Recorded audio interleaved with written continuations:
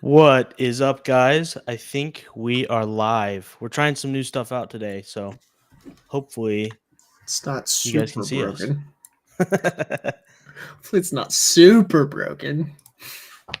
I don't know. Audio check. Chat, how we doing? Good. Can you hear us? We okay? Sweet. I was just totally... That was pretty seamless. Yeah. It's never this seamless. It's never this easy. And we can see everybody.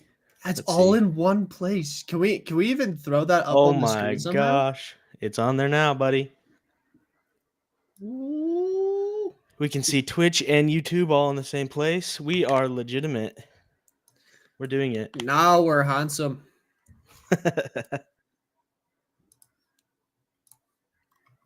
Dang, that's Sick, crazy. dude. Let's go. Let's go. We're getting better. We're learning. Well, our professors would be so proud that we managed I know, to man. tech our way through life. Yeah, dude, it's crazy to see Twitch and YouTube at the same. Bro, that's place. nice. That's like really nice. It looks John good. 3708, you're stuck with me every week. We're co-hosts. It's a thing, man. Well, apparently he just. All right. Well, Declan's gone. It's just me, boys. You're stuck with me, and then he gets to leave. How we doing, chat? Who got Declan out of here? What happened? What up, Xbox gamer? I apologize in advance, chat. I'm going to be eating during this podcast. I'm starving. I've had a really busy morning, so apologies in advance for the disturbing sounds you're going to hear. Anyway, how's everyone doing? I did not kill the call. What do you mean, bro? No, I did not pin the Pioneer Tire template. Who wins the vote? What vote? You should try out Fortnite. Yeah, probably should. Probably should at some point. Screw you, YouTube.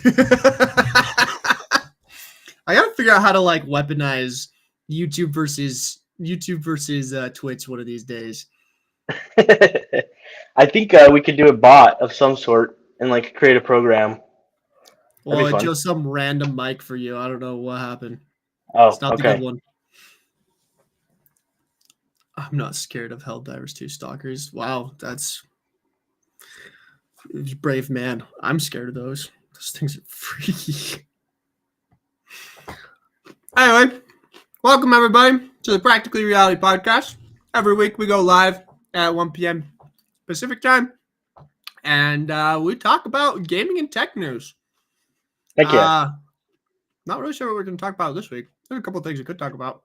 We didn't really talk. Usually Declan and I kind of message back and forth, but I've had a crazy week.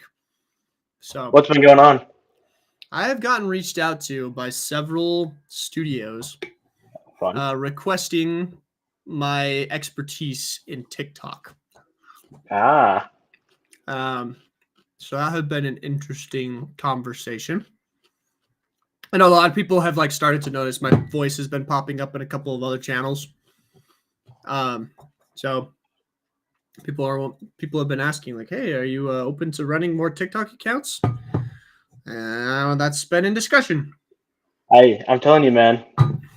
Let's make a not an agency, but a publisher. There we go. The Practically Reality Publishing. And the problem is, I've said this before, I am but one man. Well, exactly. Then you'll get me. We'll do it together. We'll hold hands and jump into the abyss together. Don't like that. Don't like that at all. I don't know, dude. It's hard though, because like TikTok is such an interesting platform. And like I've been very lucky to get a couple of things that have hit really hard, right? Mm-hmm. And there's not really rhyme or reason to it. I just kind of take inspiration from sources that I see in my feed and whatnot and try it out. Yeah. Sometimes it works, sometimes it doesn't. But people have started to think that like I'm actually intelligent about the things that I do, which is not the case. And some like I you know, like I feel bad because sometimes like the stuff that I present to them, I'm like, I think this will work. Yeah. Maybe. I don't know. Like people are like, well, so like how fast can we grow this? I'm like, I don't know, dude. I don't know what the algorithm's gonna do or anything like that. I don't Yeah. have a clue. So I think that's the secret. Nobody does. Like even the big marketer people. I don't know. Like there's the thing, like my personality, I am not the kind of person who is gonna just like lie to your face and say like, yeah, it's gonna be great. Man, Yeah. I will be realistic with you. I'll be like, I mean, it might work. I don't Yeah. know. And Yeah, I mean, not very many people actually like that. But I'm kind of like, bro, I don't know. that's the thing about like digital marketing. The thing that it is right now is like nobody can predict what's going to be viral, what's going to hit well, what audiences are going to want, and what they're going to like. So it's all kind of a guess at this point. And I mean, you recognize that. I think other marketing people recognize that. They just don't say it out loud. So Yeah. I think you're kind of going through the same thing that most marketers feel when it comes to like the digital age. The thing is too is like yesterday, for example, I'm in this meeting and this guy is telling me like his marketing like resume. And Yeah. it's like super impressive. The dude had worked for several actual like like companies and like game development companies that made amazing trailers and done all these cool things.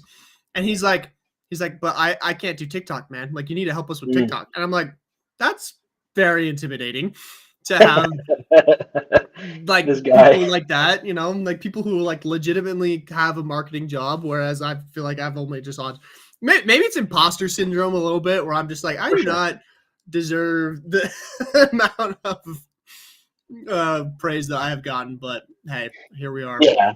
I think that comes with anything. And like you have a proven track record though, that's the thing. I don't think you have to like hit every viral thing, but you're obviously on the pulse of what is popular and you're in the world of socials, so that really helps.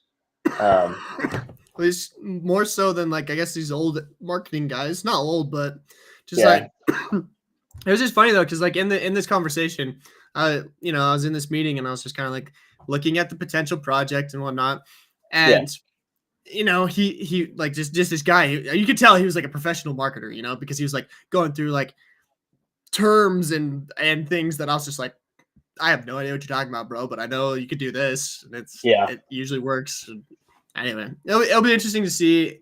Number one, if they want to keep working with me, and number two, if like if like I keep working, if it keeps working, like the stuff that I come up with, I don't know. Yeah, for sure. Well, and we'll see. I guess chat, like you guys obviously like Sale, right? You guys kind of trust Garrett. If Garrett was to kind of put his stamp of approval on a game, is that something that you guys would play? Like would you trust his opinion on a lot of the games that he's recommending? Like if we did do something where we helped companies like get wider audiences and like we said, hey, this is a PR approved game, do you think would you guys play it? Not too much pressure, dude. Not too much pressure. That's way too much pressure. Because like I feel like anyone who's listening to this podcast for the what are we at? We at episode 10 now? 8? 8, yeah. Anyone who's listening to like the 8 episodes we've been at knows that I have a very particular. Yeah. I'm very particular. But hey man, I don't know. I've been wrong before. I'm not perfect, chat. I'm not perfect. But yeah, I think we've talked about it with the meta market opening up so much with their new shop. Like there's just going to be so many apps and people aren't going to get to know like what is actually out there. Like looking through the marketplace is going to be crazy because there's going to be tons of new games added so regularly. You're going to have a voice of reason saying like, hey, I approve this game. I don't approve this game. Like, this one sucks. It's not worth your time. We work with these people. Or, I mean, I'm sure there will be developers looking for publishers just as like the social clout. Like, having social clout is so important. So, Yeah. I don't know. I don't know. It'll be interesting to watch that develop. Yeah. But I don't know, man. That feels like a lot of pressure to put myself out there as the golden standard of what is and what is not good. That's the thing. It doesn't have to be the golden standard. It can kind of be just like you like it, right? I mean, I always talk about Devolver Digital. Right. When I play a game that's published by Devolver Digital, I know what the game is going to be. I know I'm That's fair. probably going to enjoy it. Like, it doesn't.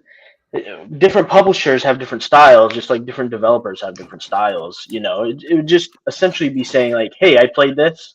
I believe in this game. I believe in it enough that I'm willing to invest my time into helping them be successful." That's really what a publisher is to me nowadays. Yeah. And like Kermit in chat right now is like, Garrett, sell out to random games so you have more money to dev sale. That's my other thing is like I don't sell out. Yeah. Like, I don't know if you guys know this about me, but I actually turned down several full-time job offers to keep going with sale. Like I right out of college, instead of going and getting like a full-time job like most normal people do, I started a company. You know, like I turned down a really nice job for the United States government making VR simulations for the Marine Corps. Yeah. And decided to do what I'm doing now. And like I don't regret it in any way, but like you guys wouldn't have to worry about me selling out because I only back stuff that I think is cool or like I would actually put myself behind. Like anything you see on my channel that is like sponsored content, I only take sponsorships from like stuff that I actually think is worthwhile. I will not promote anything on any of my stuff that isn't from that I don't actually believe in. So Yeah. that's the Garrett guarantee right there. Well, I mean, I think that adds value to like what a publisher would be. I mean, it's something that I think you and I will continue to talk about for a while. Like, I think there's so much value in it. And like, if I had the following and stuff right now, that's definitely a direction that I would be going. I think that just like helping people find stuff that's worthwhile is going to be important. So, I don't know, stuff to think about. I mean, we would even be able to like put stuff on here. We could play sponsored games on the PR podcast streams, and I don't know. It's something that's interesting, something that I've thought about a lot, and I'm sure you have too. But we could talk about it for hours, so we should probably talk about something else. Actually, chat. Anyway, what's everyone been up to? What's new in the world? So I've been obsessed with a video game. You have? Yes. So there's a game that I've been waiting for 6 years to come out. I backed it on Kickstarter in 2018. Is that when it was? I mean, it feels like a decade. It feels like I backed it a long time ago. There's a streamer called Reynad that I liked who streamed Hearthstone back in the day. And he made a deck building game called The Bazaar. And I remember seeing like his initial sketches for it, all the new content for it. And I finally got a notification saying, "Hey, The Bazaar is in public or in closed beta, and because you backed it, here's your key to get in and play." And I have been playing it so much. It is so much fun. It's going to probably be one of the next big competitive like card games, I think. But it's fun because it's a deck builder, so you're not like ripping packs and like buying tons of loot boxes to get good cards. You buy a character, and then the character has like a set of 100 plus items that they can use, and it's just random draws and random like shops and things that you can get to unlock cards. So you're buying a character that comes with cards that are unique to them. It's very, very different than a lot of other. It's different than a lot of other card games. So yeah, not like Magic the Gathering or not like Pokemon or anything like that. But yeah, I think it's going to be a lot of fun. It's not necessarily a card game, I guess. It's a drafting game is what they're calling it. Okay. It's kind of like Teamfight Tactics, which is a League of Legends type auto battling chess game. So you don't like play cards. The round kind of plays itself. It's all auto done. But I would highly recommend looking it up if you're interested in card games at all. Like I love it. I've been playing it like an addict. I've been watching streams on it. I've been watching YouTube videos. Like it is one of my top games I've played so far this year out of the new stuff that I've played. I have never been into deck builders. Really? Granted, I've never really tried one. So Yeah. like what would be like a good icebreaker for like a deck building game? Do you want a video game or a Video game. Don't give me physical crap. Okay, I really like Slay the Spire. I feel like Slay the Spire is a deck building roguelike. It's probably the first big one that like hit the industry and is super popular. You can get Slay the Spire for your mobile phone or for Steam. I think you can buy it on pretty much any platform now. It's a lot of fun. All right. I see. And then another one that I like is Frost. Let me find it. Frost something. I have it on my Steam account. Let me pull it Okay. up. But yeah, it's another kind of game like that. I enjoy roguelikes and I enjoy deck building games, so I play a lot of roguelikes and stuff. One of them I've been playing a lot actually too is called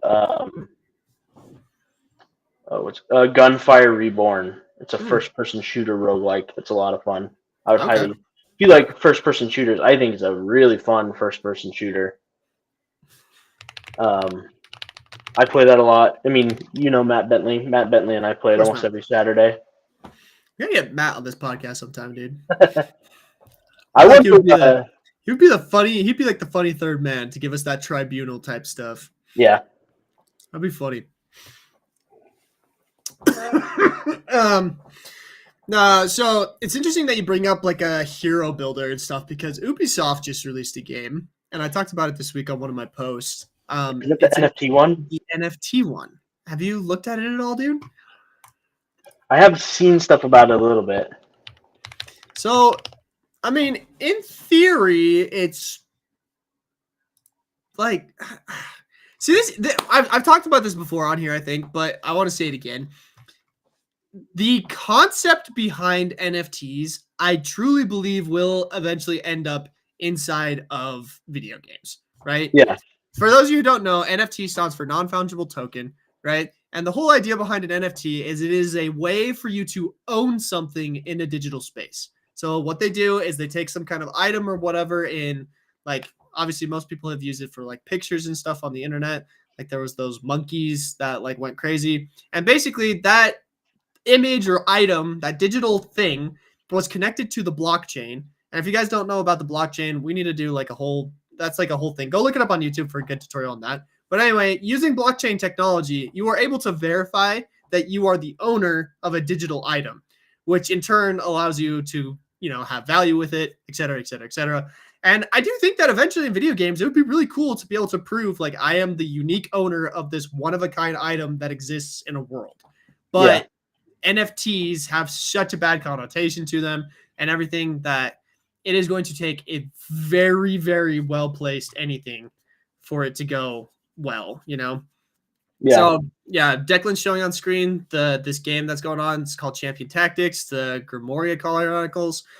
And basically every single hero you get is an NFT. Like it is a unique hero with unique abilities. But like they went full NFT on this. And they're like, oh, and you can trade it for currency.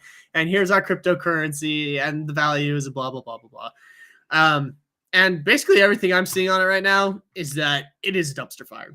It is totally up in flames. And Really? People don't like it? no, not in the slightest. And I think a part of it is just because, number one, Ubisoft's in a bad spot, right? Like their stock They've been prices doing are stupid stuff. horrible. And it's like, okay, you guys need to do something really smart right now in order to like come back. And instead they pulled this crap. And it's like, dude, like, Yeah. Anyway, so That's interesting. I feel like, well, they've had a couple projects that have fallen flat recently. I feel like And let's think of what Ubisoft's main IP is that they do well at, right? Isn't it Assassin's Creed? Isn't that Assassin's like Creed, I would basically argue, is their big one. Ubisoft? Yeah, Okay. that's like classic Ubisoft, which they have a title in development that is already being met with like a lot of political stuff, which I think is unfortunate. Yeah. But like furthermore, they're trying to they're doing like a samurai one, right? That's the next one's called Mhm. Assassin's Creed Shadows. And they are competing against a title that came out. You heard of this? What is it called? Ghost of it's called Ghost of Yote. That's what the sequel is Okay. called. Yeah. The original is called Ghost of Ghost of Tsushima. Tsushima. Yeah. Yeah. And that was a fantastic game. Like that is Yeah. an incredible game. Beautiful game, incredible storyline, really fun fighting mechanics, great progression system. That was a solid game, you know? And it like swept the internet a year and a half ago or whenever it came out. And now that game is coming out in February, if I'm not Yeah. mistaken. And now Assassin's Creed Shadow, the other samurai game, is going to have to compete with like the successor of an already extremely popular and successful samurai game. Like, Yeah. just it's not smart. It's not smart at all. Like I would bail if I were them on releasing that until like 2026, honestly. But it's like they already Yeah. announced it and everything, and they've already had to delay it. It's another dumpster fire. It's just crazy to me. I feel like a lot of the big studios are just kind of letting people down. And like honestly, Ubisoft to me has been letting people down for a long time.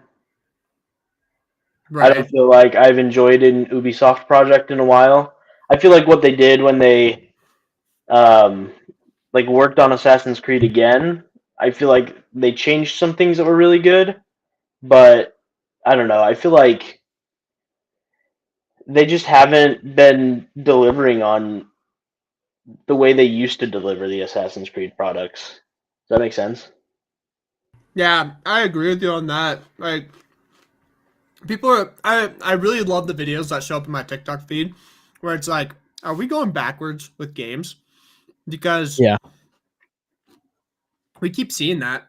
Like I love the big one that happened this last year. Again, another Ubisoft title, Skull and Bones. Huge Yeah. pirate game. They kept boasting this is a quadruple A game. Dumbest thing ever. Never come out and say this is a quadruple A game because that's like just instantaneous. You're gonna get throttled for it, right? Yeah. They like I saw tons of people comparing the ship combat of Skull and Bones, which is a 2024 title, to Assassin's Creed Black Flag, which was a 2008 title, 2010. When did Black Flag come out? And they just made all these comparisons where it's like, how in 10 years did this go backwards? You know, like there's so much stuff. Like the biggest one that everyone was complaining about is like the ship combat in Black Flag, which came out in 2013. So again, this is like 10 years. 10 years between these two games. The ship combat in Black Flag was like, it was okay. But the funnest part about Assassin's Creed Black Flag for a lot of people was boarding ships and having this intense like melee combat in the Assassin's Creed style. That was awesome. And then they make this game where it's like, oh, it's ship combat only. You can't get off the game. It's no exploration. Like there's nothing, right? And people were pissed. Like, and I like frankly I agree with them. It's just like, dude, like, what were you thinking? You know? It's just like what happened to the studio that you make a game in 2013 that is still renowned as one of the best pirate games ever made, and you make another game 10 years later that just falls flat on its face. You have the tech, you have like where did anyway, it's a whole thing, but no, it is crazy at this point, like how bad it's been getting. Yeah, I don't know. I just feel like when studios become AAA studios, they become uninspired and they stick to what is safe. You know, right? It might be because they have shareholders and stuff like that. You know, that's the classic excuse. Like you have people that you have to appease with your products that you're making, but I think that it kind of sucks as like a game player, also somebody that likes designing games. Like people aren't taking risks. We've talked about this before. I think that like once you become AAA, you just stop taking risks. And it's interesting to see like Call of Duty that they're taking a risk with the new movement and stuff in this game. But I think that's because they've been forced to because they haven't done anything to revolutionize their games in a while. People have been complaining. So I don't know. They don't take risks until they need to. And at that point, sometimes it's already too late, you know? Yeah, I know it's so I feel like Matt Pat, one of the last videos he did on the Game Theory channel, or maybe it was the movie theories, is he talked about Disney. Because Disney is another one of these tech giants that in recent years has failed to produce the typical Disney magic. Yeah. I feel like we're getting a little bit back with it a little bit, you know. Yeah. But he talked about how you should experiment as a company like this.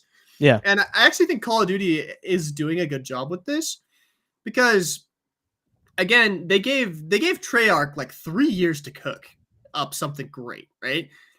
And what we got is Black Ops, and it's fantastic. I am really enjoying Black Ops. I play with my friends a lot, and we talk about how we were all like, I'm not buying this game. I'm not playing this. This is garbage. And we all jumped into it for one reason or another. Most of us have it because of Game Pass, but we jumped into it and we're all like, dude, this is a blast. Omni movement is actually quite a bit of fun. The gameplay is super solid. It feels fair. Like it's the first Call of Duty feeling game that Call of Duty has released in several years. But anyway, go back to what Matt Pat said. He was saying, like, one of the things he did on his YouTube channel when he needed to like experiment with new content is he would sandwich it in between like things that already stuff work. That he knew would do well, right? That's like cool. Matt Pat's channel, like whenever they did a FNAF video, it would blow up on the internet. It didn't matter what. If they had FNAF in the title, they would get hundreds of millions of views, right? So what he would do is he would say, okay, let's take a risk and let's make a little bit of an experimental video, but let's release it between this video that we're sure will do really well and this video, which will also do server well. So they go and would sandwich it between that, right? Mm-hmm. And I feel like game studios needed to do more of that kind of stuff, right? Yeah. These AAA studios needed, like, you have your stuff that works. That's great. Keep updating and keep doing what you do. But you got to experiment still. You got to keep going on new stuff. And just as long as you're sandwiching it between the stuff that you know is going to work, eventually you're going to have another thing that you now know works. And you got to keep going about that, you know? Yeah. At least that's my opinion on it. No, for sure. I feel like there are ways to continue to experiment. I just feel like they just don't. You're right. They don't. Yeah. No, they totally don't. And I agree with you, like what you're saying about like shareholders. Mm-hmm. When you take on, so my company, we've been invested in by venture capitalists.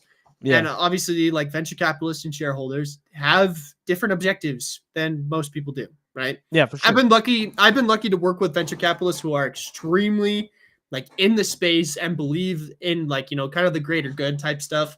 And it's been like awesome to work with them. But at the same time, you know, they're not in the thick of it every day. You know, they're not down in the trenches, and they definitely see things from a higher perspective, and they're trying to like help you build a company, you know, whereas a lot of times I'm kind of like, you know, I'm not necessarily building a company here. I'm trying to build like a, you know, something big. Right. And so it definitely gets convoluted in a lot of ways, but I don't know. It is interesting. I think about those bigger companies who have thousands of employees and like hundreds of millions of dollars at stake and stuff like those. That's got to be such hard things to make the business decisions, but then also make the gaming decisions. It's hard. I can only imagine how hard that is, but yeah, I don't know. I feel like you do have responsibility to your shareholders, obviously, right? But you also have a responsibility to your demographic of players. I think one of the best examples of, you know, a company kind of not being true to their gamers was Blizzard when they announced Diablo Immortal. I will always remember that as one of the biggest fails in gaming history, because they got booed off of their own stage at their own conference. That's like crazy. Yeah. Hey everybody, we see a lot of new people coming in the chat. Just want to say hi. We do see you. You see us. You see your own chats on screen now. We're working out some new technical stuff. But yeah, I mean, I actually had a couple of things that I wanted to talk about today, including like the topics that we've already kind of started. There were a couple of new VR games that have come out recently that I wanted to kind of share video on screen and talk about. Let's see. The first one is the Human Fall Flat VR. Obviously, we talked about this a little bit in one of our last podcast episodes, but have you seen much about it? I think their control have. mechanism is so cool. Really? Because I've heard a lot of mixed opinions on this. I Um, love like the third person VR. It's so different and so fun, and it's such a quirky game. I feel like it's a cool way to translate that quirkiness. Yeah. I think I'm gonna play this on stream on Friday. Sick. Give it a try. Yeah. If I don't play that, there was something else that I was thinking about playing. There's another VR game I want to shout out that looks super funny that I want to give a try. Is it the Dumb Ways to Die? No. Okay. I need to find what's it called? It's basically, do you remember the game Getting Over It? Yeah. It's that in VR. Like somebody Okay. made that game, but in VR, and it looks so funny. Like I just want to try it out because we were talking about this the other day. Like we were saying there's not really rage games in VR right now, and I was like, man, like I want to try it out. But this one looks funny as well. I have seen a few people complain that they were actually expecting it to be first person. I get that. That'd be crazy complicated to get I'm not sure how you would pull physics that off working from like a right. dev. Yeah. Yeah. Like I don't know if you would have had to do like some kind of lag mechanism where it's like your hands like come behind you or something. Yeah. I think they could have pulled it off, but I also agree that I think that the way that they did it is funny. I think it's a good way to one-to-one translate it. Yeah. But do you think well, we have Enchanted in here that's saying that they've played it. I'd love to see like what your opinion is of it. You said you didn't have a good experience. Yeah, so Enchanted, I'd love to let us see know why. what happened. Yeah. It's really irritating, says Captain Pixis. Okay. Or was he talking about something else? Oh, that's a different game. Yeah. Clam. So, I mean, this one looks fun to me. I enjoy Human Fall Flat, just that original game anyway. Mhm. So I think that this would be a lot of fun to jump in and check out. And then the other one that I did want to talk about was with this one. This one to me looks hilarious as well. As seen on VR. Oh my. It's the Dumb Ways to Die game. Hey, it came out. Wait, did it come out? I think it comes out today or tomorrow.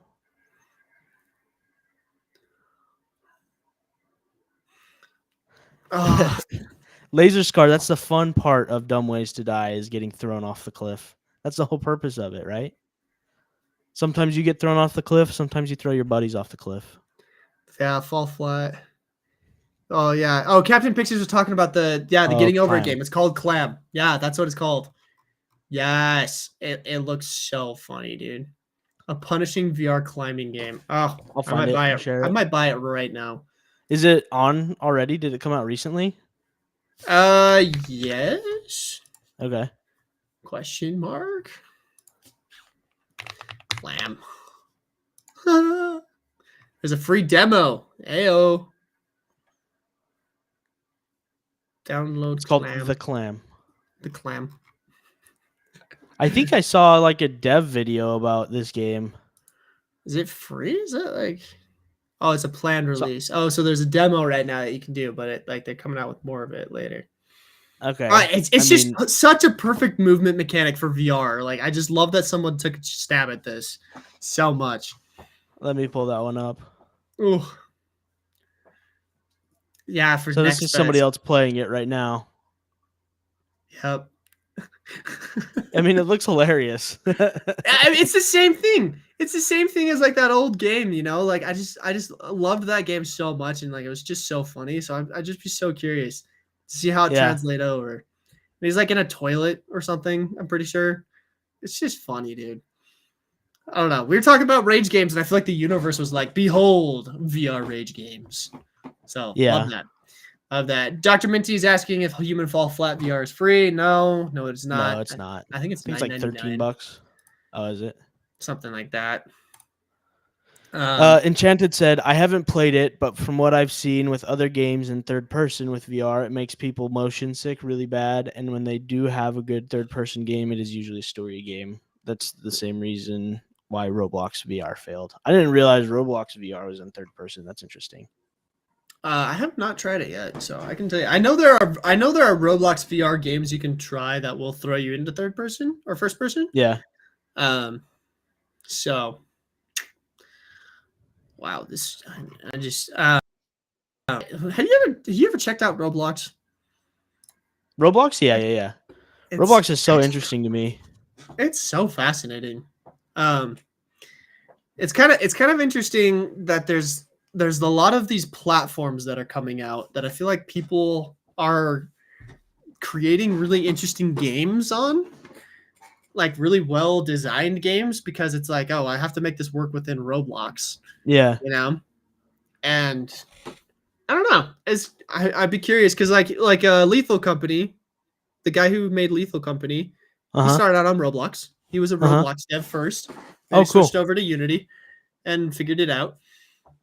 And I'm just I bet you there will be a lot of people like that who are like, hey, I want to make a Roblox game. Wait, I don't actually want to do this, inside of Roblox. So let's switch over to an actual game engine.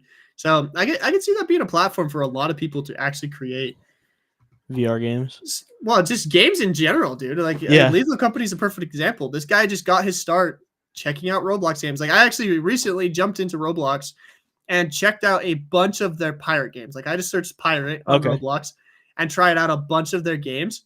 And I played one that I was like, okay, I'm putting something like this in sale because it was such a cool idea, such a fast-paced, fun thing that we should do. And I was like, dang, someone came up with that. And now, like, I'm going to kind of steal the basis of the idea and improve on it in a VR setting that I have in my pirate game. And it'll just be that much better. But, yeah, anyway. I love taking mechanics from other games that exist already. That's like how game development works. Yeah, I think, especially in the stuff that I work on, like it's all very new technology. So creating pre-established like game mechanics is a little bit easier than working with new technology and with a new game mechanic. Like that's really difficult. But this is the game that I am trying to recreate right now. Let me pull it up. And I think, I'm trying to make another version of Jump King. And like, it's just fun to see how people do this type of stuff. Think about how like you could make it work in the environment that you're doing it. Like I'm doing it a little bit different, right? I'm doing it in 3D. So all of my assets are going to be in 3D. Instead of like with Jump King, the way you face is the way that you jump.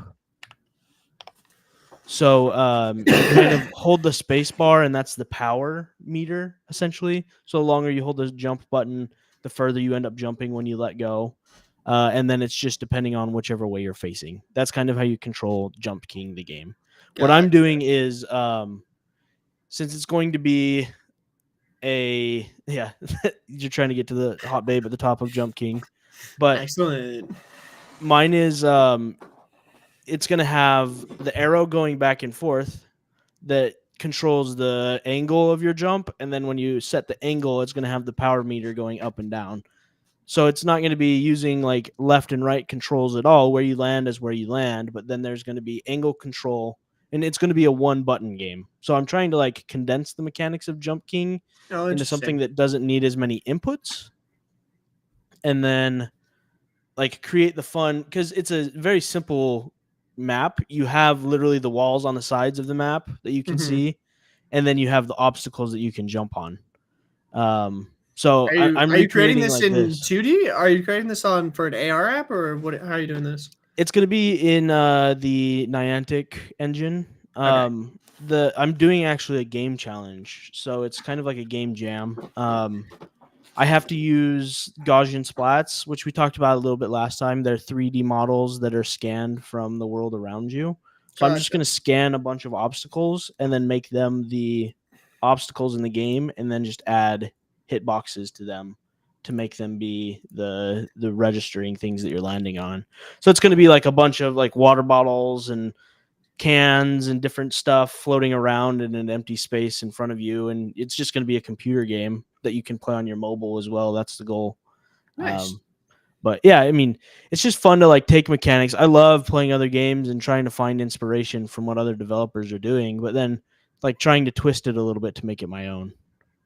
No, that is the basis of game development. Like, which is why that one, the Nintendo suing Palworld is kind of a scary lawsuit, because that could ruin that. You know, like you can trace every single game back to a predecessor who did something first. You know, but like that's all like new games are, is like mixing genres and stuff. You know, mixing genres, mixing game mechanics.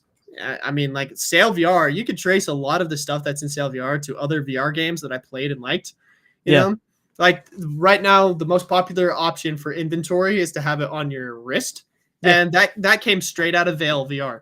I played Veil and I loved inventory on your wrist. It made a lot of sense. It was very visible. It was easy to grab as a VR player. It was just really nice. And so like we added it into the game, you know, like, and just like stuff like that is how you make better games, is you see what works in other like scenarios and stuff, and then you improve on that, you know? Yeah. So anyway, I'm super interested talking about Sail. I want to hear about how Bone Maw went. I know in our last podcast, you were expecting to get Bone Maw launched by like noon the next day.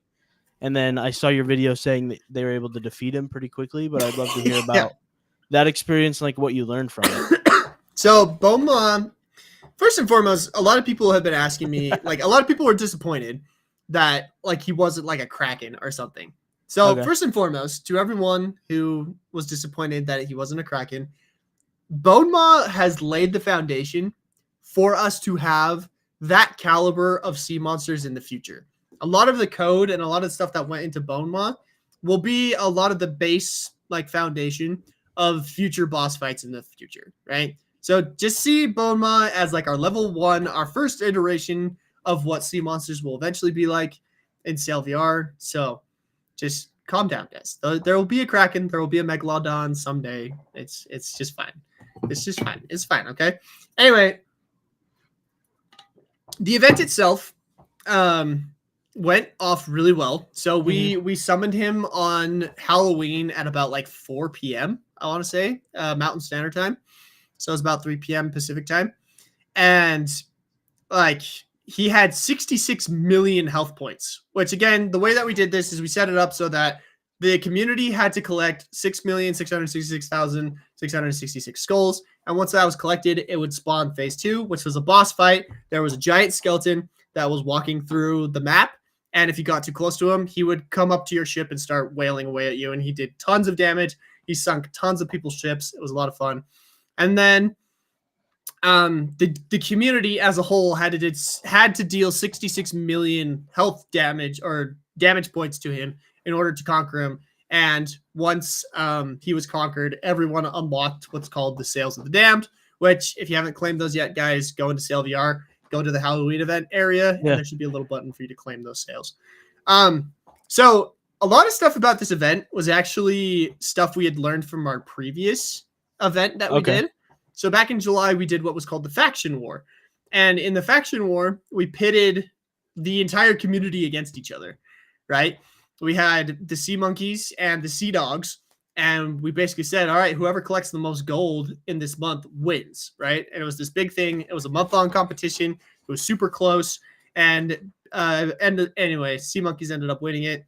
And we learned a lot from that one. One of the things that we learned from that first community event is that people wanted individual rewards, because what we did with the faction war is we basically said, oh, the winning faction will get this reward, which was the monkey on the shoulder, which we actually ended up screwing up and had to give to everyone anyway, because we kind of messed that up. That's on us. But we learned. But one of the big feedbacks we got from the last community event was that people wanted individual rewards for like their individual contribution to the community event. So in this one, the whole phase 1 was individual reward based, right? there was like, I think there were 7 different pumpkin heads you could unlock based off of how Okay. many skulls you contributed to the event. And I think people were super pleased with that. It was a free cosmetic that you got, and it was like, it wasn't very grindy. I felt like it was a lot of fun for people to like to jump in, and there were like obviously like holiday themed cosmetics and whatnot. It was a really good time. So we had that going for us, and I think it was really good. After that, the second phase of it was kind of us experimenting with like a community together, because obviously the first time we did a community event, we pitted the 2 sides against each other. But this time we were like, let's try pitting the community against a foe. And holy crap, like I was expecting it to be vanquished within like 3 or 4 days. Like I'm pretty sure he was down in 24 hours. Like everyone jumped in and they like let him have it, which is crazy because the most damage you could do to him was 100 points with a cannonball. And I literally think that some people just sat there for like that. Like Enchanted saying, he did it for 8 hours straight and just sat there and peppered the guy. So my guy went down super fast, and lo and behold, the Sail community amazes me yet again for the capabilities they have. So yeah, that was a really cool event. I feel like it went off really well. I have my lead dev, Cameron Churchill, to thank for that. He did a great job. He was kind of the brainchild behind this whole thing. Tons of fun. We learned a lot from it. More like it was kind of interesting because people were very interested in like the live event aspect of this event. Yeah. So like the last one was very really much like a month-long competition, and there wasn't necessarily like a finale to it, but this one definitely had these like key moments that you had to be there for, right? And a lot of people said like, oh man, I wish that was like crazier. I wish that was like more insane. Like the Fortnite live events. I don't know if you've ever attended one of those. Like, those are pretty crazy. But like people are kind of like saying like, oh, would love to see more stuff like this, but like at that scale where like you can sit there and witness the thing happen, Yeah. So let me ask you, did you have like one instance of Bone Maw? And So- then once he appeared in every server, every instance of Sail across the board. So like Okay. he was wandering around in every version of the game, and the sky was different, and you could see him from quite a ways away. So like, yeah, he was very obviously everywhere. Like it changed the entirety of the map because he was there. So and then everybody that played accumulatively dealt damage to him, right? correct. It was one instance of Bone Maw across all the servers. Yeah. So Okay. Bone Maw. So he was like unique to the server. So like he was an NPC inside of the individual instances, but the damage dealt to him was universal. So like we counted across all instances the amount of damage he was taking, and that's what we were tracking that on our back end. And so like 66 million damage cumulatively is what the community dealt to him to vanquish him. So let me ask, what was your inspiration for something like this then? Because I can think of a couple of games that have like mechanics like that, but I'd like to hear like what inspired you for this one specifically. So we've been brainstorming a lot of community events like this, because obviously like Sail VR is a free to play game, and it is a live service game as well, which means like we need to keep doing stuff to mix things up, to make things different.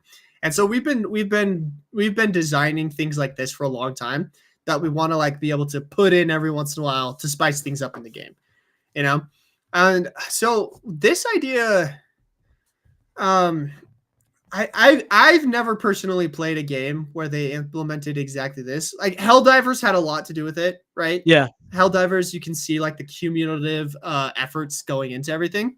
Yeah. So that was kind of part of it. But I think my lead dev was saying that they've done something like this in I want to say Destiny 2. There was like basically things like this where it's like there's one enemy, various instances of him, but they do community-wide damage to him. And so we're like, let's try it. We have this tech stack to support it. Let's give it a try.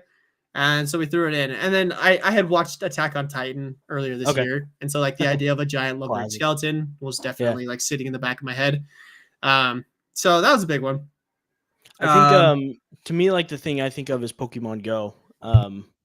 Like Pokemon Go, they have those huge events where you can have everybody in the community at a way stop fighting against one giant Pokemon. And they've done it in like the newer Pokemon Sword and Shield games and games for the Switch with Pokemon that are like open world. They have these giant events where everybody's fighting one mythical Pokemon together type of a thing. So yeah, no, and again, like, so like the last time we did a community-wide event, we pitted the community against each other, which while I thought it was a lot of fun, but at the same time, it was also like a little bit toxic because it's a competition. That's what happens, Yeah. you know?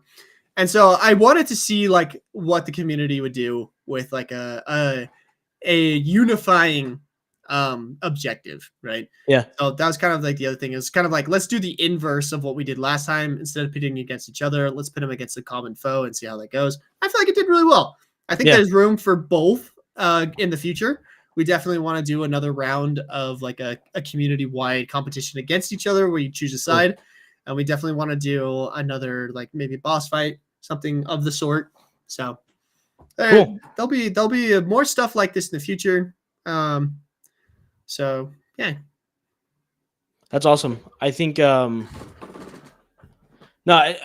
Enchanted said hear me out, do both. I think yeah, there are a lot of cool things like the voting thing where you're voting for a team. That reminds me a lot of Splatoon 2. Yeah. I don't know if you ever played Splatoon. It'd be fun to have like an event where you kind of have both sides have like a home base, and then it's like a capture the flag type thing where you have to have defenders and attackers on both sides, and you're trying to like do something against the other group to win. And instead of like just accumulating points, there's like a direct PvP correlation with the team-based stuff. But I mean, that's obviously there's a lot of different stuff. So that's really cool. That sounds like a really fun event. I'm excited to see like what kind of stuff you guys work on in the future with some of the multiplayer events. I'm sure you have a lot of fun stuff brewing in the pipes and like in your brains. Yeah, we got a lot of stuff coming. A lot of people have been asking like what's next for Sail VR. We're doing a lot of like quality of life stuff, which I know isn't the most interesting, and a lot of people aren't like excited about it, but it needs to happen. You know, like we have so there's two main developers at Cell right now. We have a guy named Cameron. He's known as Churchill on Discord, and then we have Ben. Ben is awesome because he's a project guy, and we can just hand him like a whole system in Sail VR. He was the guy who originally did the faction war in Sail VR. We told him like, dude, make a faction war, and he did it. Like that's the caliber of dev that this guy is. Cool. But we have recently handed him treasure hunting. Treasure hunting has been very basic in Sail VR for the longest time, right? We have not put too much thought and time into it, but we told Ben, we're like, all right, Ben, go crazy, dude. And we are just about ready to push it out to our Patreon supporters, and it is so much fun. He did tons of like little puzzles, little riddles. Like he did a great job with it, and I think the community is going to love it. So yeah, we're doing a lot of stuff like that. The next few updates for Sail VR are going to be like stuff like that, where we're going to improve systems that need to be improved on before we start making some big changes, like big gameplay stuff. So yeah, anyway, there's your sales spoilers. There's the sales section of this podcast that we seem to do every week. Do you think Ben would be a good person to have come on the podcast and talk a little bit about his experience like developing on Sail? Yeah, Ben would be a really interesting one to have come talk sometime, because like his major and the things that he like was doing in college and then ended up with us is just really not what you would have expected. I'd love to have Churchill come in here and talk on it as well, because he was like an indie dev himself. Cool. And then came over to Red Team. We have a lot of cool people at Red Team Interactive that would definitely be fun to talk to. So we'll line that up. That'd be fun. Yeah, I mean, I think I have a lot of fun vision for like this podcast. Obviously, we're working on a lot of new like, I guess, integrated chat and trying to get different streams and stuff added into the podcast. I want to start doing interviews every once in a while. So, I mean, I would love to have people like them on here to talk about their experience developing it. I know like the guy over at Yeeps. I think that would be a ton of fun to have them on to do an interview. And just talk to some of these other studios that make the games that a lot of our listeners really enjoy playing. So I think that would be a lot of fun. Yeah, another guy that I know would probably be super down to come talk to us is the guy behind Derby VR, the baseball Okay. game. His name's Okay. Jordan. He's super fun Yeah. to talk to. He has a really cool story. He was a college baseball player for, I want to say, Harvard. Okay. Really good pitcher, and his wife is an Olympic athlete. So Oh, wow. kind of cool. He's Nope. got a cool story. He's a 2-man team that builds this awesome game, and smart guy, really fun to talk to. We've done a couple Yeah. of live streams on TikTok together. Cool. Cool guy. He's a cool guy. Well, we'll have to get it. We'll have to get some guys in. Enchanted says he knows a guy. Of course you do. Of course you do. Enchanted is one of our mods on the Sail VR server, and he's also modding a lot of my Twitch chats and YouTube streams and stuff. So Enchanted, you to go, man. Well, I think we've spent a lot of time like trying to build up some of the platform like socials now as well. I don't know if a lot of people follow us on like TikTok or on YouTube now, but we do have a TikTok account for the podcast. I've kind of spent the last week overloading content on there. We had 7 episodes of podcasts that I wanted to get good content on TikTok for. So I think we've probably posted like 21 shorts in the last week onto TikTok and onto the YouTube, just to have like backup content for people to start looking at shorts and stuff. But I'm going to start posting less regularly, and then just highlights from our podcasts. And we'd love it if you guys could jump on TikTok and YouTube and sign up to support the podcast a little bit on there. So yes, sir. Got 11 subscribers on YouTube for the Practical Reality Podcast. The description. I think we're up to like 70 on TikTok. We're getting there. But yeah, we post like short clips of some of the highlights of this, guys. So if you don't catch us live, you can get some of the highlights that we talk about there. And I feel like the quality is only going to improve now that we have this restream going. It's really nice. So it's going to be nice. Yeah. We'll just keep getting better. Anyway, let's see if I can send the link to it in Twitch chat. Cool. Anyway. Well, chat, we want to kind of answer some of the questions that you guys have too. I know there have been some pretty active people and we've been deep in our conversation today, but I mean, I'll be honest with you guys, I am super tired today. I stayed up way too late watching the election last night, and I'm not going to say anything about it. I just was up late watching it. And then no politics. We make games, not politics. Yeah, we don't do any of that crap. But and then today I had a technical interview at a job and completely just crapped the bed. It was embarrassing how bad it was. So oh no. It happens, man. We'll see what they say. I'm not super confident about it, but there's just something about like sitting there with somebody that's watching your screen, watching you program, that's like, can you do this? And it's like, yeah, I can. I would normally like Google some stuff or like plug it into ChatGPT or like, not just do it by myself. I'd use some tools to get stuff figured out, especially like data. It's a data company that I was interviewing at. So they're like talking about different data structures and stuff. And it's like, well, I don't really do that kind of crap. That's not really my go-to thing. But yeah. Yeah. Nah, that's all right. It's probably not the place you want to work with anyway, if that's what they're into. Like, my brother-in-law is a data guy. He works for a pretty big company, and he's like way high up. He's like basically the VP of engineering there. And when we start talking, like, there's a very clear path where it's like, obviously you are data, and obviously I am games. Like, yeah. It would have been an XR job at that company. So like it was a weird position. I don't know. XR creator at a data company. But speaking of data and XR, I saw a really interesting VR app, AR app, actually. It's an augmented reality app. It is, if I'm not wrong, it's called C-Signal. Okay. And it is a augmented reality visualization of the strength of your Wi-Fi. Oh, that's cool. So you can wander, you map out your whole house and it creates these little nodes. Let's see if I can find a thing for it. C-Signal. Yep, called C-Signal. Let me see. Is there a way for me to share this? Let me see. That's pretty cool. No, that's not it. Okay, here. Let me share this if possible. Can you throw that up on screen? Oh yeah. There we So go. super interesting concept that you basically can walk around in VR, and this is kind of what you see as you're walking around. Is you What the basically see heck? these little nodes that tell you how strong your Wi-Fi signal is. How does that work? I have no idea. But I saw this pop up on my TikTok feed and I was like, this is a fascinating real world use case of like the power of augmented reality and stuff. And it was kind of interesting. The guy that I saw using it was giving like some tips and stuff for Yeah. like what it was showing. And like he was showing that like, yeah, no, if you see like obviously like the colors denote like how strong the signal is. And he was kind of showing off like, hey, like you can tell it's red right here. And like, look where it is. It's by all this metal stuff. Obviously it's harder for like the signal to reach here and stuff.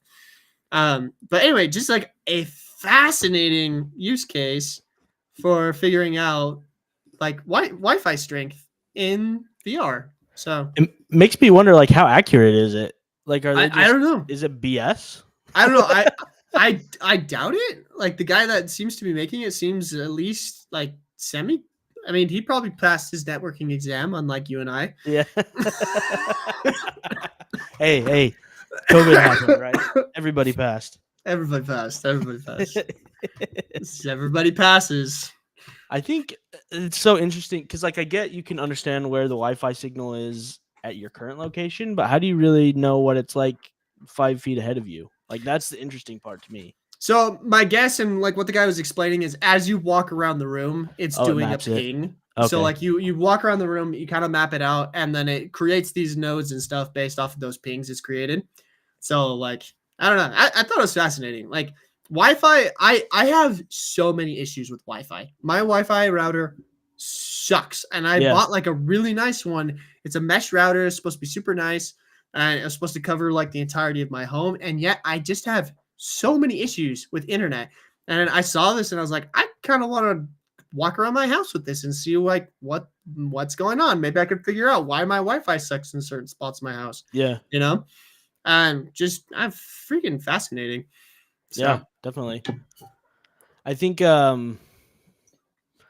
yeah, there are a lot of one of my favorite actual augmented reality or mixed reality things I saw.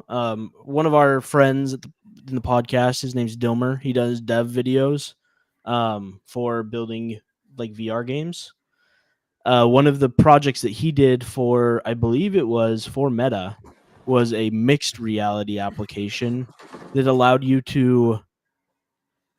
So one of the uses was you could get a picture frame, you could put your controller in all of the corners of the picture frame, and then pick up the actual augmented reality frame and then put it on a wall to see like where spacing is for a frame on a wall, and then it'd have the center points. You could go mark where all of the points are on the frame where you need to drill a hole or hammer in a nail.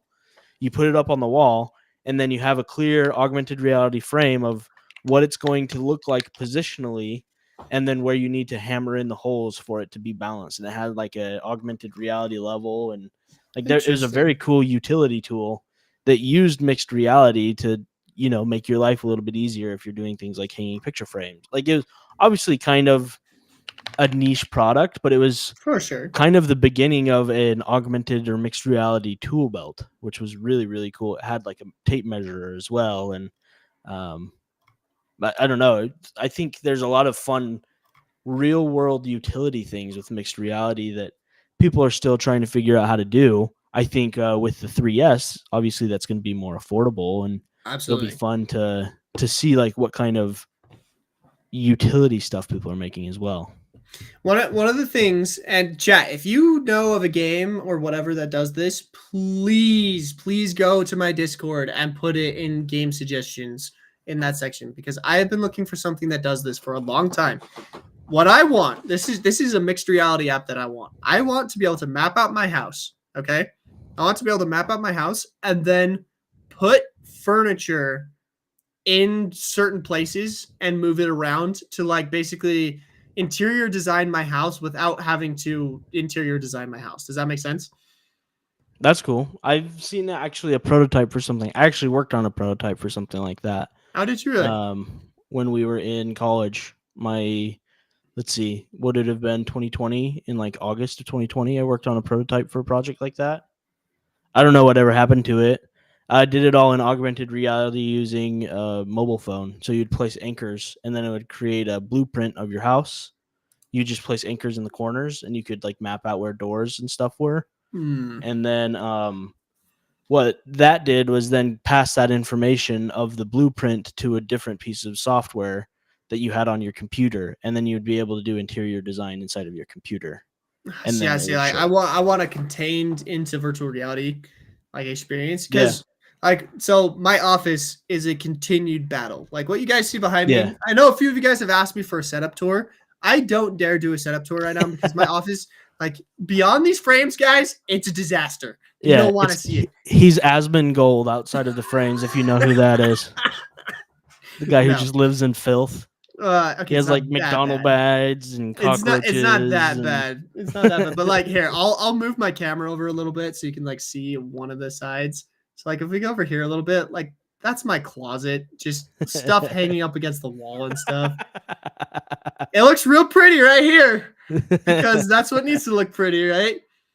Because I do lots of videos and calls and stuff, you know. But like I've got blankets over here and whatnot. Like outside of frame, guys, it's not looking too good. I'm very proud of like my wall of this crap.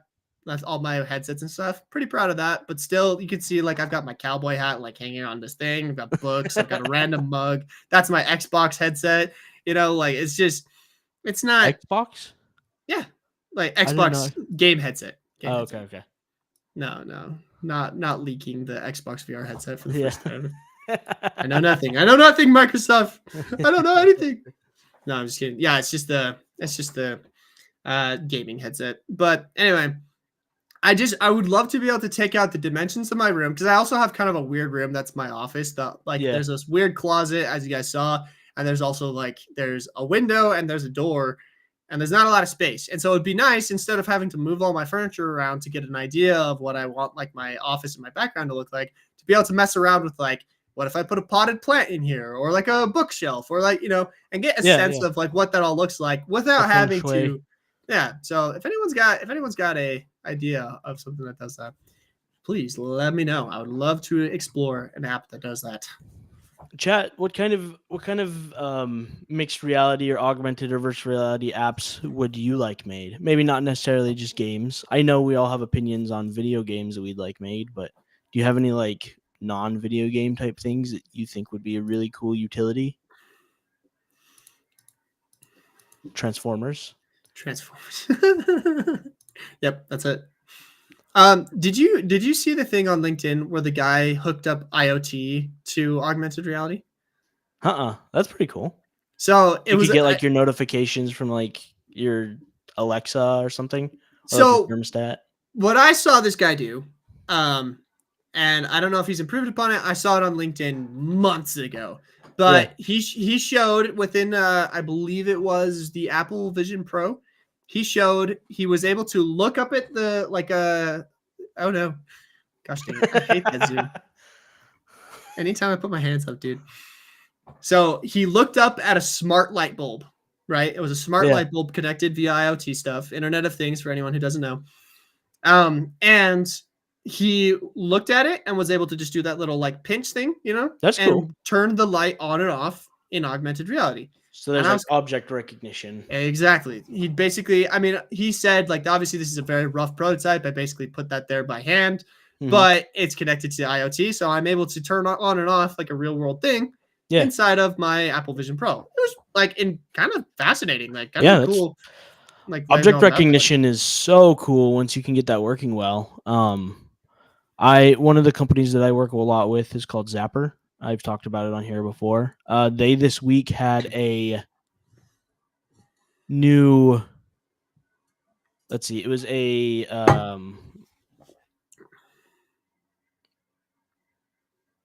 it was a 3D scanning application. So kind of like Niantic stuff. So Niantic, a lot of what they do is called VPS. You go to a physical location, you scan it, and then it embeds the 3D model into a GPS location so that if other people go to that area and you build an augmented reality experience on that physical location area, other people can experience it too.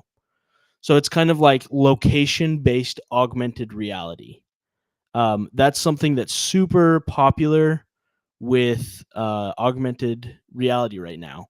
Zapper just released a product that's kind of like that as well, but you can take those 3D models and instead of having them necessarily tied to a 3D model in a physical space, you can just have them attached to like an object. So I'm trying to experiment with object recognition in augmented reality in the web right now. That's one of the things that I'm really interested in. And like, it'd be cool to be able to create an augmented reality experience that tracks to like a tennis ball that anybody has at their house, you know, like I think that would be a lot of fun. I think that would be a really cool product or experience that people could do. Like imagine just scanning a Coke can and having an augmented reality experience that runs on any Coke can. Or like for future things like object recognition and like an IoT thing would be pretty cool. I just think object recognition is something that's not utilized a ton yet in a lot of XR applications because it's pretty intensive, but people are finding ways to make it more usable in augmented reality right now. You're muted. Whoops. I've seen, so my understanding is there's like some tricky parts about object recognition with like, Yeah. And I've seen a couple different solutions. There's obviously like the machine learning, or as Apple likes to call it, the what do they call it? Spatial computing. Yeah, spatial computing. Where it's like basically the computer looks at an object and it's able to recognize this is a chair. This is basically what our brain does. Like we look at a desk and can say, yeah, that's a desk, right?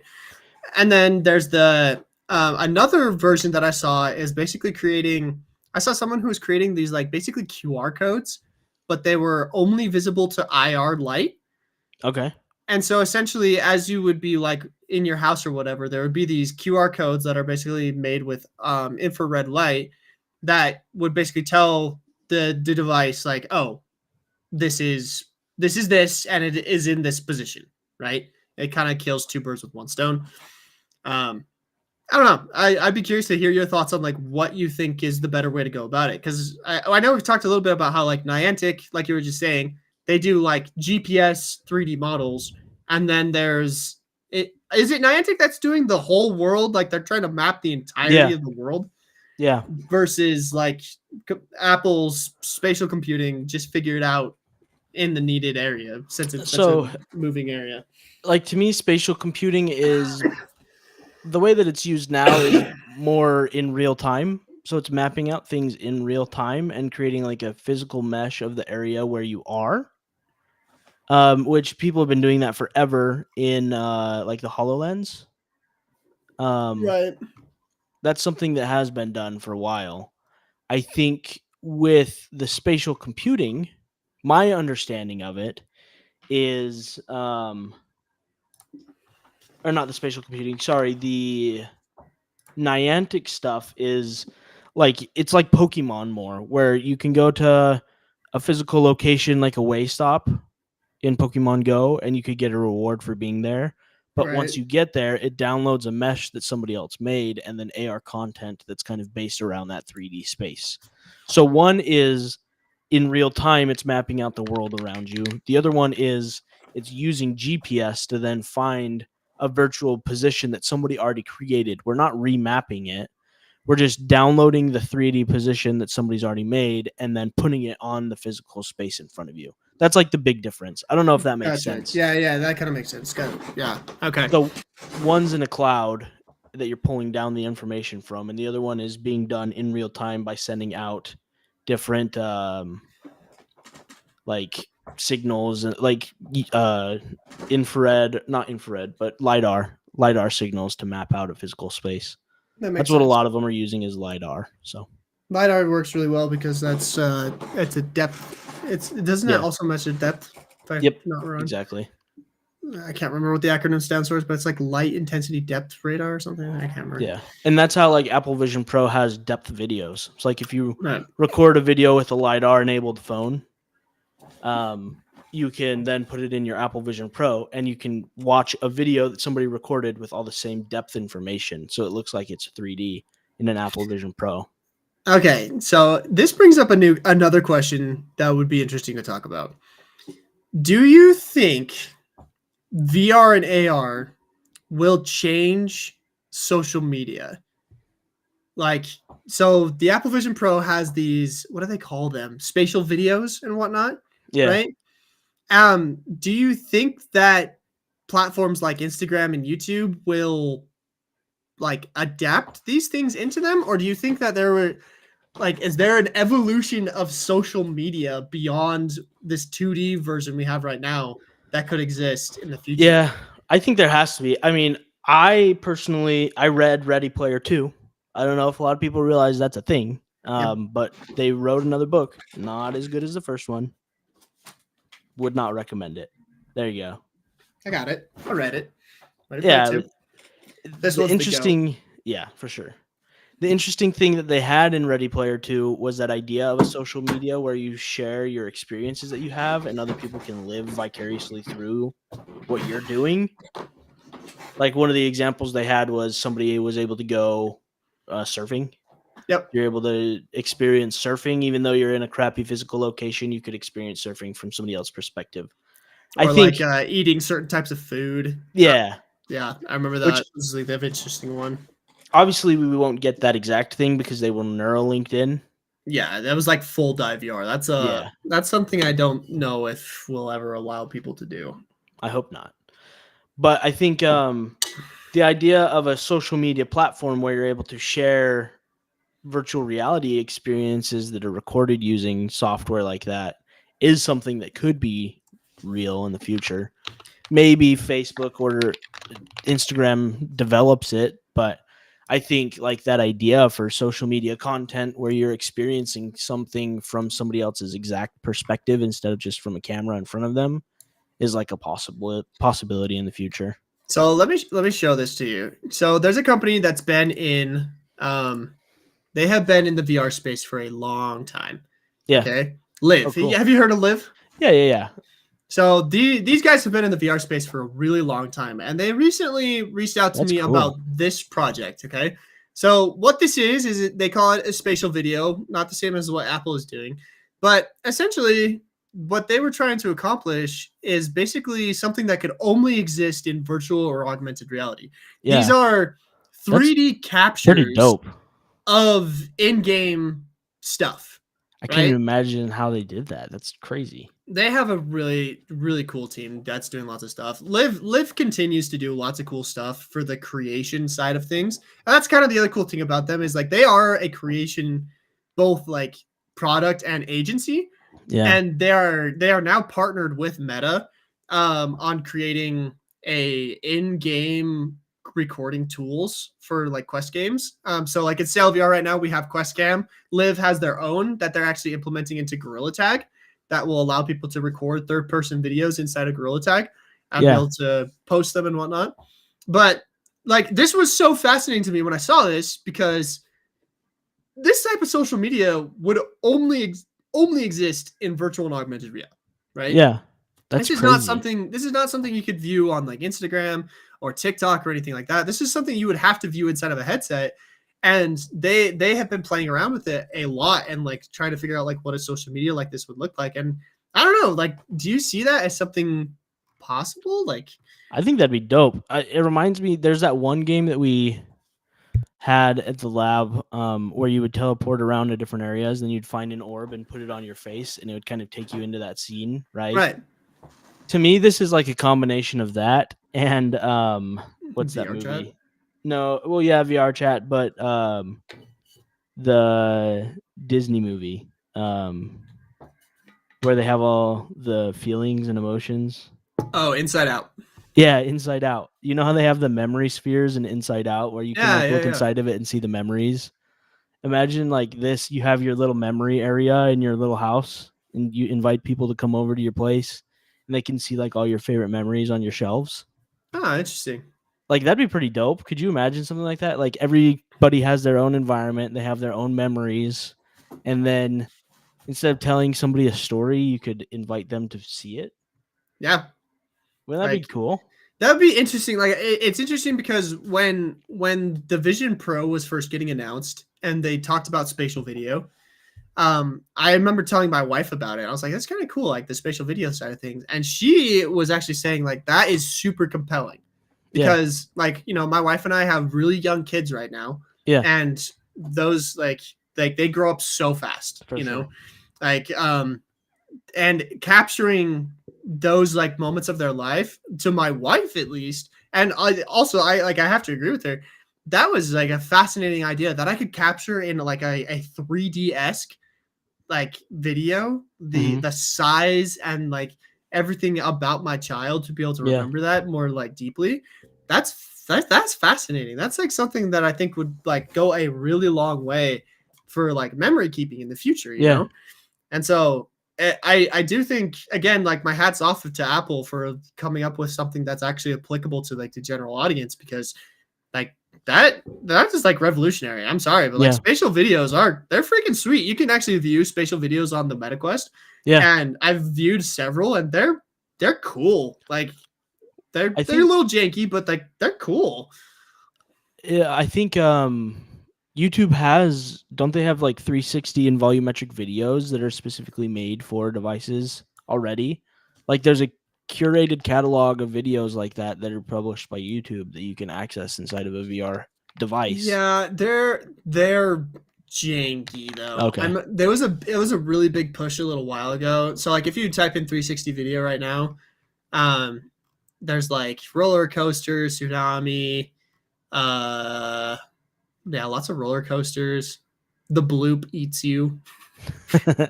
Space. Yeah. Really slutty that thing. Some naughty ones on there. Jeez. Anyway, but I remember I jumped into one of them just like to check it out, and I don't remember it being like very good 3D experience because the way they capture those is it's very much like they put a camera that has two cameras and they Yeah. basically create the 3D image by overlaying two to give you like the same sense of depth that you get from your two eyes. And the problem with it is as soon as you move like in any direction, it kind of breaks the magic of it. Yeah. Whereas the spatial video, because it's captured with a little bit of that LiDAR data, Yeah. you're able to like kind of move around it a little bit and it stays without breaking the experience, if that makes sense. Whereas Yeah. these 360 videos, as soon as you like turn your head too much or whatever, You it's lose just it. broken. Like it's not the same. Well, I think I'll add one more thing. Apple did volumetric TV series. I'm pretty sure they developed some specific stuff on the Apple catalog that are like volumetric for the Apple Vision Pro. So I haven't had a chance to watch any of those, but I imagine those would be pretty dope to have like high production value with the I'm volumetric sure. video. I know a lot of people when they first jump into the Apple Vision Pro, they did a dinosaur experience where Yeah. like it puts like a window in front of you and then like a dinosaur walks into your room. Like what an epic first experience in mixed reality for anyone Yeah. to have to just see like a dinosaur and like again like the audio on the Apple Vision Pro is insane. So like you can hear the dinosaur breathe into you and stuff like that's insane. Like that's such a good experience. Which okay, chat, this is a good question. If you were to show a first-time VR user something in VR, what would you show them? What would be the first thing you guys hand over to a brand new the VR version, I guess you could say? That's a good question because I'm actually working on something like this for a client right now. So I'd love to hear what you guys have to offer. Like, what would you want somebody to experience for the first time when they put on a VR headset? Oh, I know we talked a little bit. I was talking the other day about Batman. yeah. And I actually took Batman over to my in-laws' house and had my brother-in-law try it out. And like he was obsessed. Like instantly jumped, just like played it for hours and hours until the headset died. Yeah. Could not get enough of it.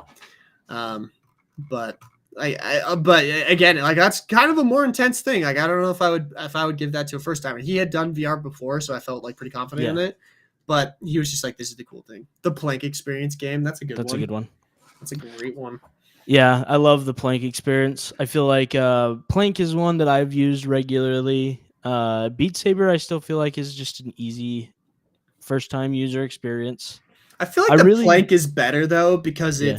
it's such a better one to show you like how real things feel in VR. Whereas like Beat Saber gives a great example of like, yeah, this is a game in VR and it's cool.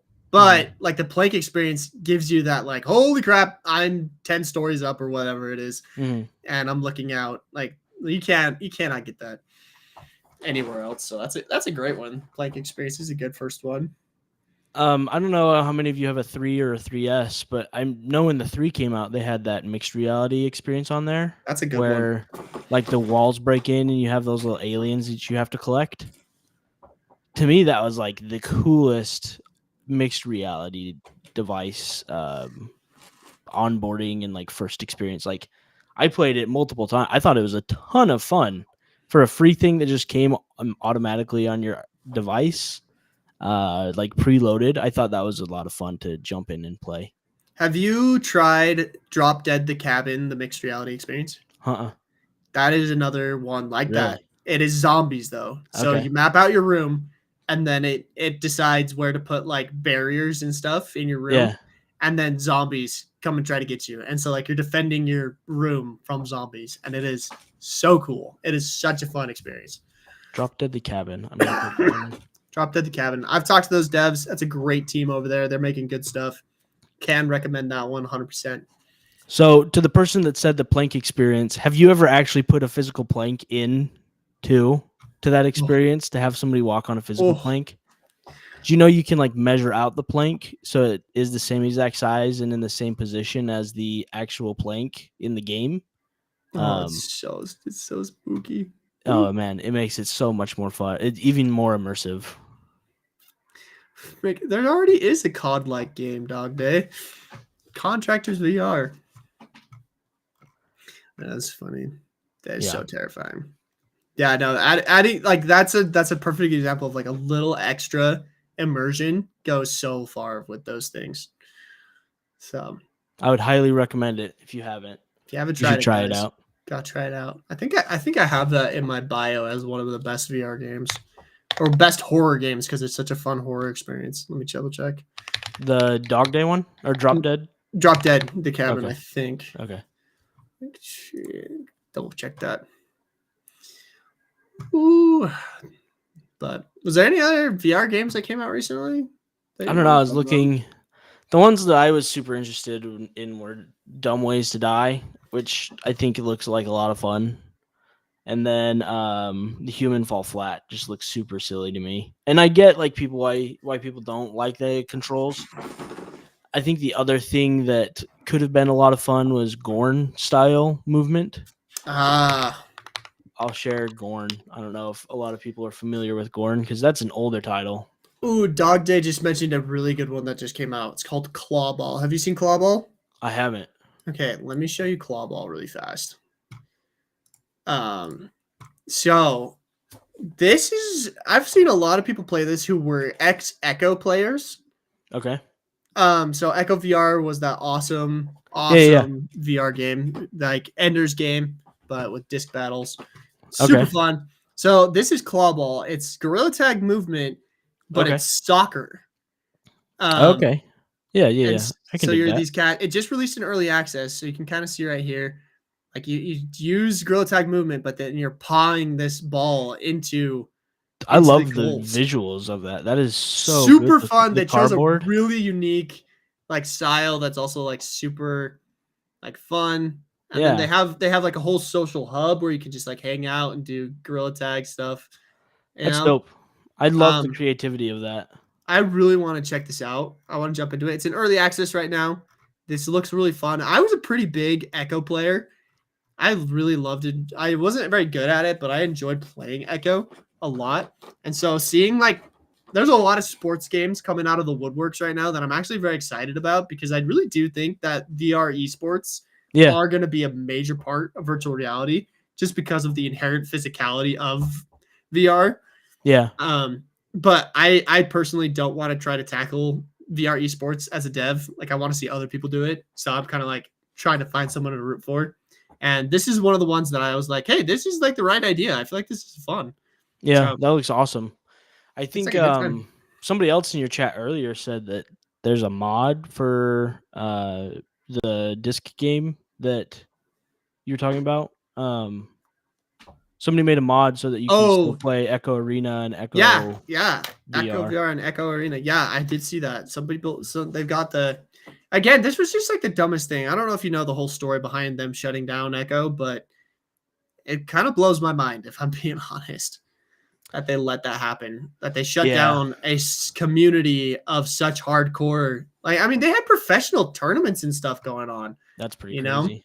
and they just like turned it off. I was like, Meta, what are you thinking, dude? I thought for sure they were gonna turn it off and like maybe rebuild it inside of like Horizon Worlds, Uh-huh. but They just got rid of it. They just shut it down. I was Yeah. like, there's no way. Anyway, it's a whole thing. But Is AC Nexus, is that the Assassin's Creed game? yes, Assassin's Okay. Creed Nexus. That's a great one. They did a great job with that. That's another one like Batman that I feel like is a really fun experience. But again, I argue Batman is better just because Batman, it's Batman. You Yeah. know, like again, For sure. virtual reality allows you to do stuff that you've never done, you can't do in real life. And being Batman is something you cannot do in real life. Yeah. You know, and so it's just super fun. I wanted to show Gorn real fast because I mentioned it. Gorn movement is hilarious. You're like pulling yourself like on rails. So it's like you have parallel rails next to you, and that's how you move. So you just grab and pull towards, grab and pull towards. That's how you move around the map. Like for Human Fall Flat, that could have been an interesting movement mechanic. That could have been interesting. Which, again, Devolver Digital right here. I mean, Gorn, this is like I feel like it is one of the quintessential goofy VR games that came out really early on in the scene. It was one of the very early ones. It was one of the first ones that also released on like Quest 1 as well. Yeah. So like they've been around for a while and it's always been pretty popular.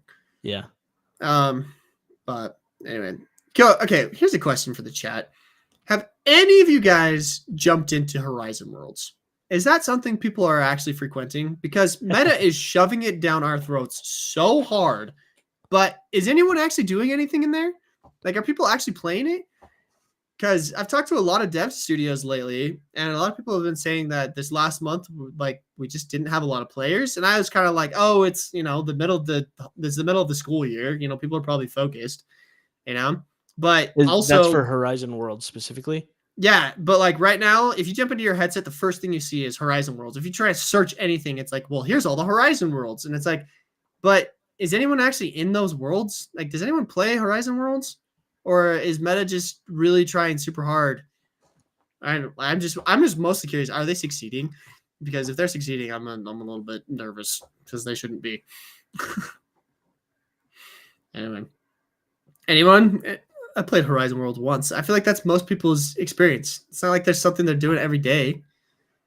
I feel like everyone's an Animal Company. Have you heard about this game? I think I told you about this game. Yeah, I think I actually have an interesting like story about Animal Company. Really? So when I was at Continuum, I think somebody approached Spencer and Mike about making a game in VR, and they kind of just said make something like Gorilla Tag, and you should be fine. You should be able to make money off of it. And it's the person that made Animal Company. Really? That's what I was told recently. Interesting. So, huh. Yeah, they approached them. Were like, "Hey, I want to make something, and I'm thinking about doing it." And they're like, "Yeah, just make something like Gorilla Tag, and you should be fine." Like No, Tag clone. They did a great job because we talked about this in a previous episode. So I won't go back into it too much, but Gorilla Tag movement with a game loop that is lots of fun is a great combination. And that's what Animal Company is. They took the Lethal Company strategy of like go out, collect stuff, bring it back, get scrap for it, go out again. Yeah. Like they took that game loop, combined it with Gorilla Tag movement and all these wacky, kind of freaky monsters. It's a blast. It's a good, fun game.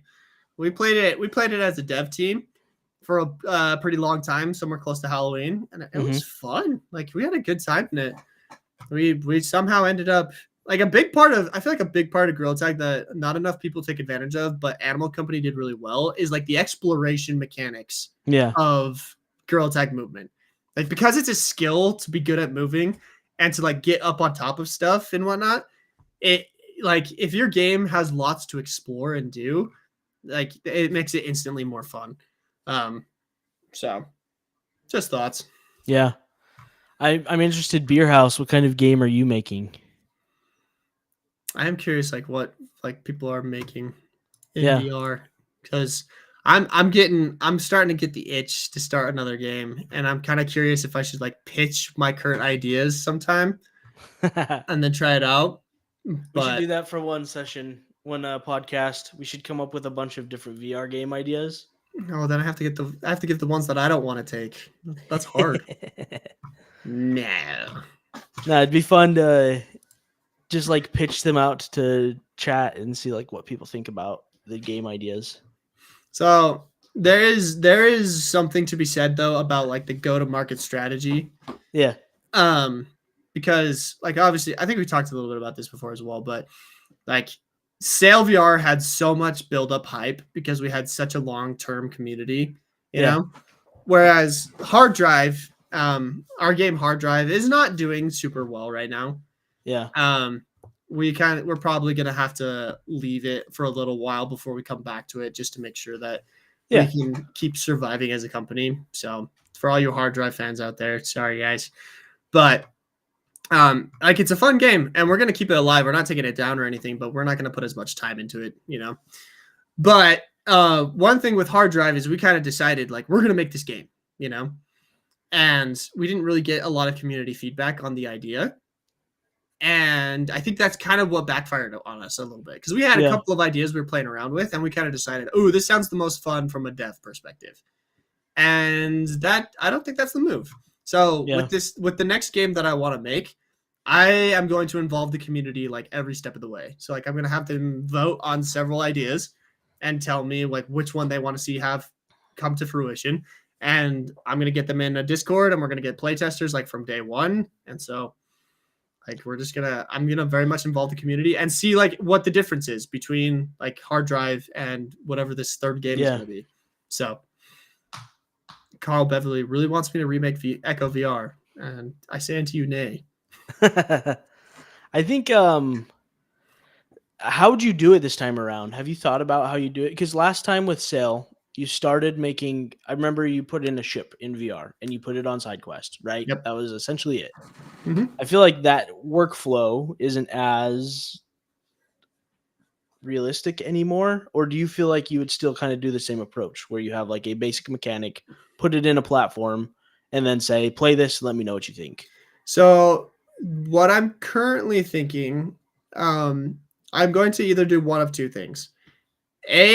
I'm going to build a vertical slice of each of the Mhm. games that I'm thinking of, and I'm going to put them up for download and just see which one gets the most traction. On the Meta Store or on like a separate side store? We'll see. Metastore would be easiest because then it would be like just instant download. Or if I don't do a vertical slice, because a vertical slice would take me quite a bit of time to do like a demo for each of the games that I'm trying to build.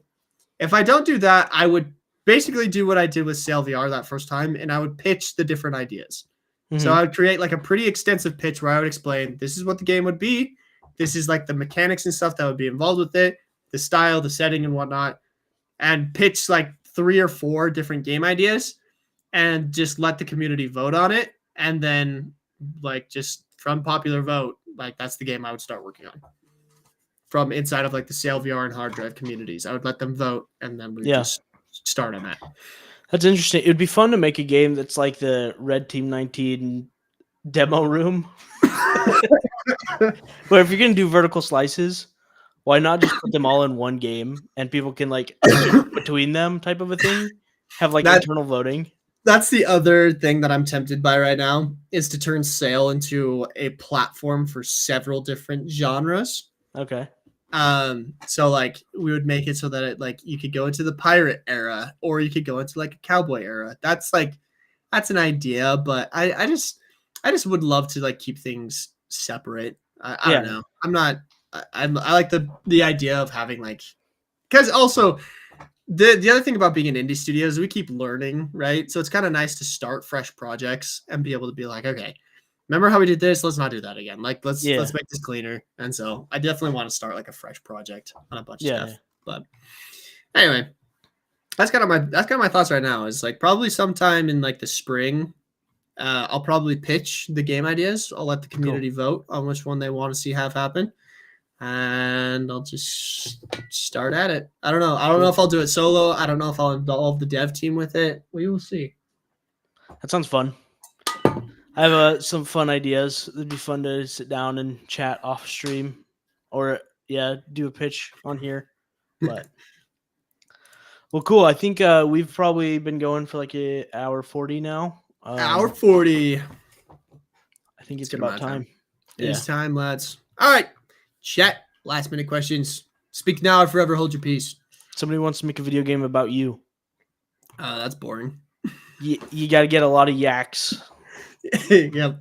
Yak Farmer Simulator. Yak Rancher VR. Oh, those are fun games actually. Have you tried like Mo VR or like what's the other one? What's it called? Power Wash. Yeah.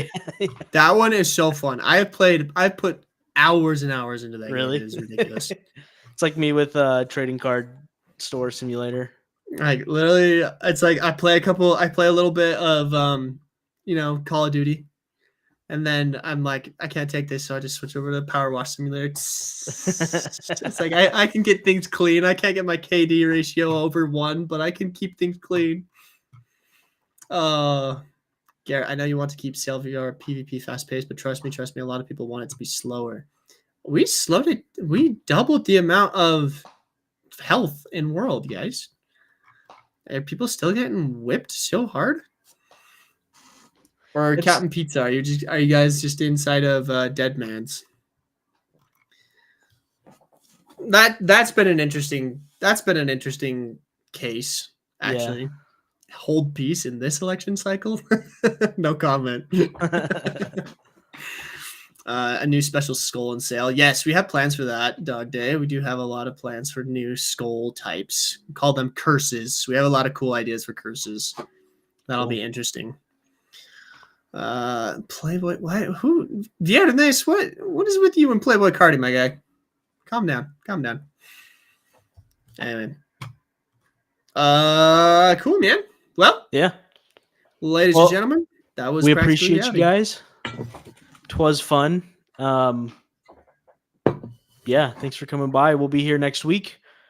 Look out for some of our shorts on our social media platforms. If you haven't followed us on TikTok or on YouTube, please jump on and make sure that you do. Yes, sir. Thank you, everyone. We will see you next week. If you haven't followed us, definitely go follow us. And that is all from us. We'll see you later.